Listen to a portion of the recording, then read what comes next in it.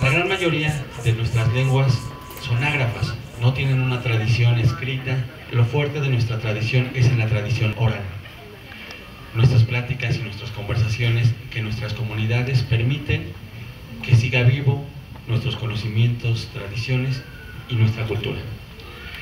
El hecho de tener cuentos para niños precisamente y escritos en su lengua hace precisamente poner un granito de arena más para que se puedan seguir conservando estas lenguas y que se transmitan mucho tiempo y que también ayuden a mantener estas lenguas vivas, porque también muchas de nuestras lenguas están en riesgo.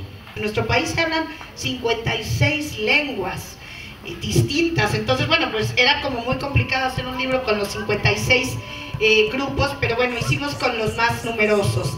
Y así salió este libro, Con los ojos cerrados, Sueños de los niños indígenas.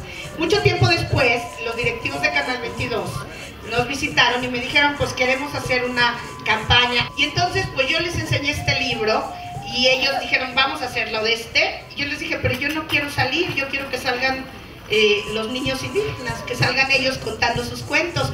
Y fue que nos acercamos a la CEDEREC y la CEDEREC nos contactó con todas las personas a las que estoy muy agradecida, que tradujeron mi libro, tradujeron mis cuentos a las diferentes lenguas indígenas. Este trabajo que pues pareciera que son segundos de proyección, pues es más bien un trabajo colectivo y de mucho tiempo, primero a través de la revista, que Gabriela Olmos, pues bueno, dedicó muchísimo tiempo y esfuerzo para escribir esos cuentos. Segundo, empatar tiempos entre Canal 22, entre la revista, entre la secretaría. Y tercero, pues bueno, que las personas quisieran participar, puesto que ellos lo hicieron de manera gratuita, por esto no se les pagó absolutamente nada. Y teníamos que trasladarlos ya sea a donde vivían, ya sea en la secretaría, buscar los espacios.